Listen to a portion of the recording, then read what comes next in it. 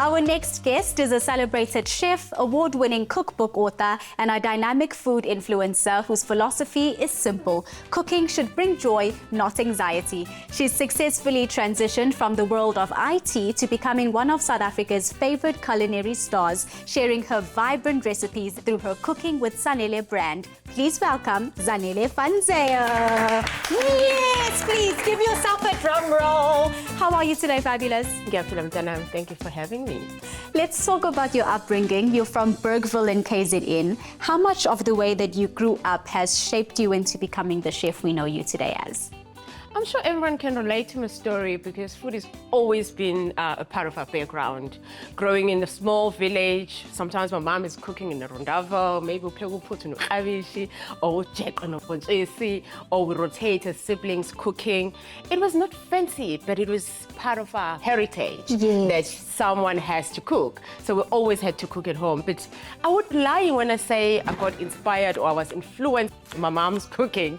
The love of cooking came after I got married. My husband used to cook a lot for me. That's when I fell in love with cooking. That is so beautiful. You love cooking for your husband, you love cooking for your daughter. What are some of their favorite things? Ngoba phela they aren't from KZN. My husband used to work overseas, and when he was there, he learned like a French cuisine, and he used to cook that for me, but he doesn't cook it anymore since I became a chef. You are the chef now. So it's different when I cook for him, and it's also different when I cook for the kids. They love your mac and cheese. They like it simple, but I never wanted to look simple. I always like to elevate my dishes to look, you know. Now, you are also living eGqeberha at the moment. Why did you decide to settle eGqeberha, so different from where you grew up? My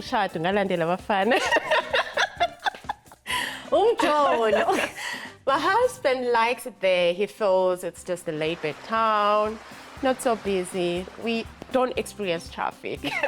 What is traffic? We don't know what that is. So everything is just here, and it's a very friendly town. So I love it. It's a nice place to raise your children. Now, a lot of people don't know that you were actually an IT technician. Yes. You had a full, stable job. At what point did you say, this is where my talent is and this is what I'm going to follow? I worked until 2012, and then I fell pregnant, gave birth, and I started cooking a lot at home, and I was like, I'm not going back to corporate. No. And I went to a culinary school. The rest is history. And the amazing thing about your cookbooks is that you try to make us lose the fear of being intimidated by making these incredible meals that you make. What was the intentionality behind showing people that you can make your food look delicious with what you have at home? I always say you start with what you have. Don't go buy what you don't have. If you have a cabbage in your cabinet, if you have oranges, just use what you have. Don't go all out to go try to please people with something you don't have.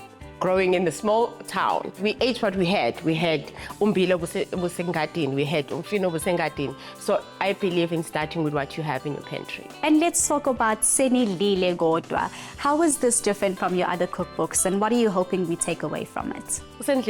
It's my social media tagline. Every time I post something, I'll ask Senidlile Godwa, because for those at home who don't know what it means, what does Senidlile Godwa mean? Have you eaten yet? So every time I post something, I'll ask for Senidlile Godwa, and it didn't just happen. It's something that at home when Magnum Sevenzi, there's an aunt that is asking, so I always had that in my head that I want to feed people. For me, is that I want to always make sure that people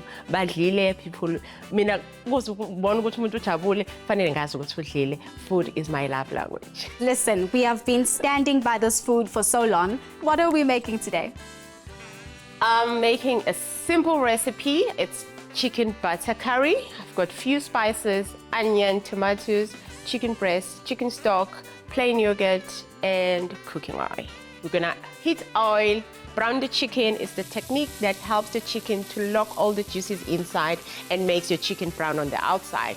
Add onion, add spices, mix it, let it saute a bit, add tomatoes, chicken spice, and then cover to simmer for about 8 to 12 minutes. It smells absolutely amazing in here. I wish I could transfer the smell. How are we doing by the pots? It tastes just as good. The liquid has reduced. Now it's time to add the plain yogurt. Let me grab that for you as the hard-working sous chef that I am. You've been very helpful. So we're just going to close it for about 2 minutes to get all the flavors concentrated and the seasoning, and we're good to eat.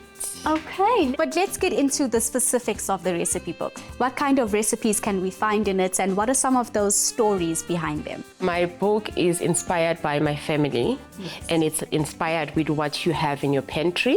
And this recent book has you from breakfast, lunch, 7 colors, the food I ate growing up, baking, dessert, the snacks when you're hosting your friends. It has everything you can think of, just to sum it up. I am so looking forward to this creation of ours today. And it smells amazing. Yes, it does. It tastes just as good. Oh my gosh, I don't doubt it. I'm so ready to dig into it. What would we traditionally have with the butter chicken curry?